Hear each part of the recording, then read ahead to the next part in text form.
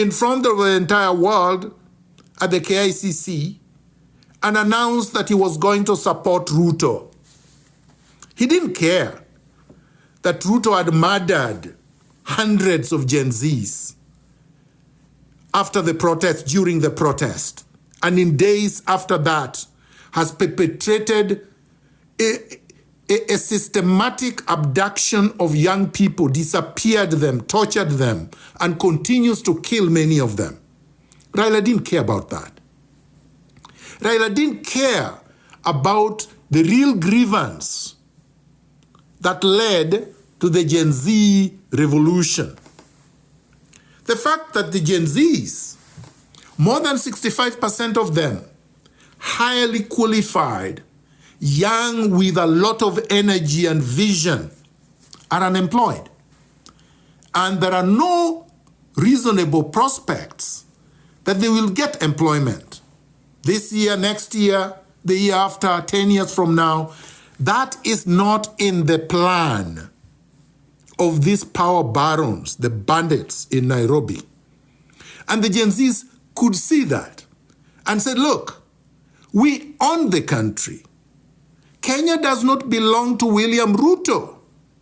Kenya belongs to 56, 60 million Kenyans, 65% of whom are Gen Zs or younger. These are the owners of the country. These are the people that the future belongs to, not the renegades, not the old people that have looted and are going to die in a few years anyway. But no, Raila did not stand with the Gen Zs. Raila did not stand with the future. Raila stood with his stomach. Raila stood with his greed. Raila stood with his conmanship and arrogance and said he was going to join Ruto in cracking down on the critics of the government. That's point number 3. Having betrayed the Gen Zs in the face of a vicious, most humane and cruel, barbaric crackdown, having betrayed the Gen Zs who had shed blood while campaigning for their rights, having betrayed the Gen Zs that were just about to lead and overhaul a complete transformation of the Kenyan rotten political system, having betrayed the Gen Zs that were leading the revolution, Raila Odinga could not be elected in Addis Ababa, because that would be a bad betrayal for the entire Gen Zs in the African continent, which is probably 70% of the population of the African continent, billions of people. The African Union is supposed to be the body that symbolizes, that epitomizes the unity, even if it is rhetorical unity of the African continent, of the African people. And that unity is supposed to be unity of purpose. It's supposed to be unity of a vision for a freer, a more prosperous, a liberated African continent. It's supposed to be a unity of values or in values. Values of freedom, values of liberation, values of prosperity, values of love, values of everything good. It cannot be values of theft, values of looting, values of plutocracy, values of tyranny, values of barbarism, values of retrogression, values of primitivity, values of torture, values of abduction, which is what Ruto symbolizes in Africa today. Ruto is an existential threat to all the positive values that Pan-Africanists stand for. RAILA Odinga is Ruto's chief facilitator in Kenya, in the African region.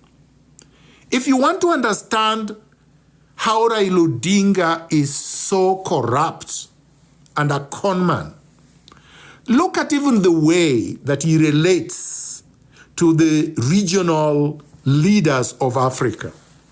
Take the DRC.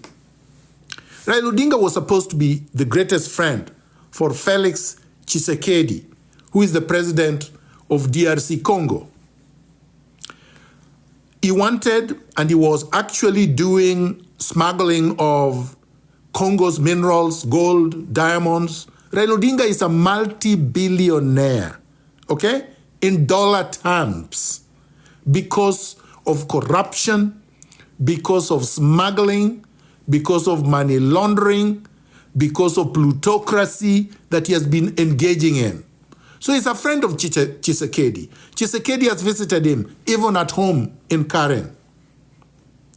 But in the recent past, RAILA Odinga has been supporting Kagame, who is being backed by the Western imperialists to destabilize Congo so that they can continue to loot Congo's minerals. So you can see that he doesn't care about friendship. He doesn't care about the fact that the Congolese have been suffering for the last 60 years.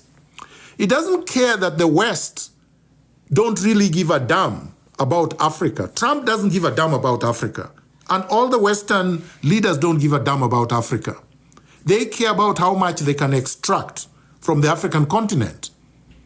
In fact, if you listen to Trump recently, he said he wants South African white, the Boers, the people who perpetrated apartheid for 100 years, the people who have looted 90% of the land in South Africa and the minerals, and who have never worked, who have treated black people like dogs, even worse than dogs. In fact, black people in South Africa are worse than domestic dogs in South Africa.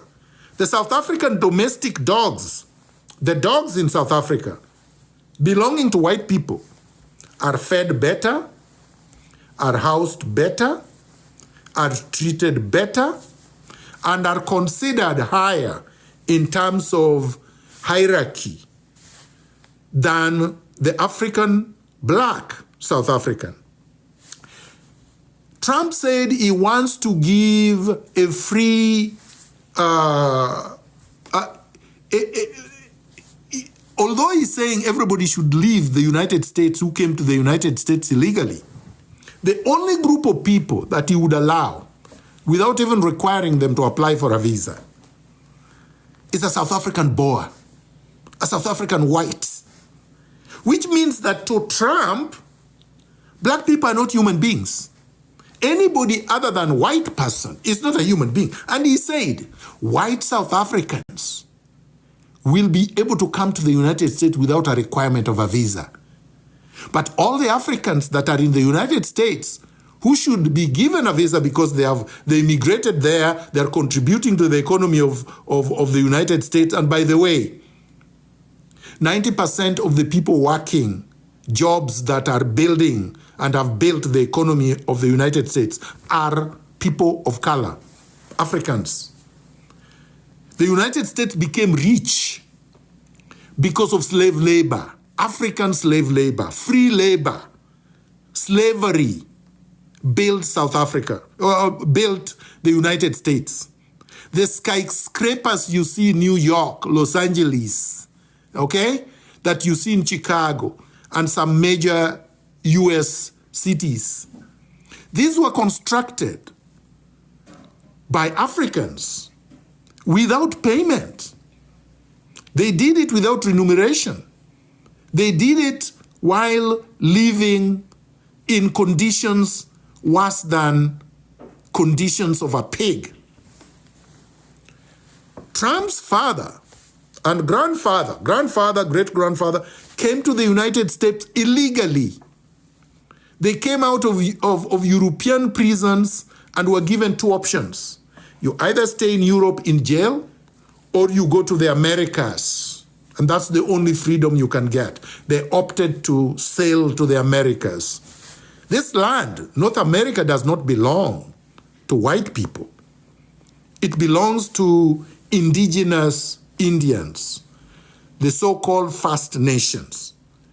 So don't buy this BS of Musk and Trump that somehow they own North America. They don't.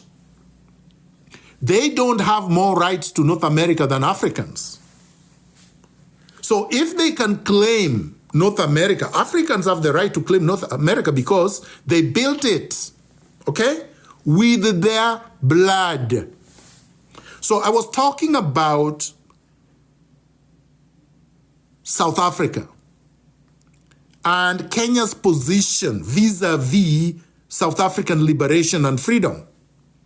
During the struggle for apartheid, Kenya supported the white supremacist apartheid system in South Africa.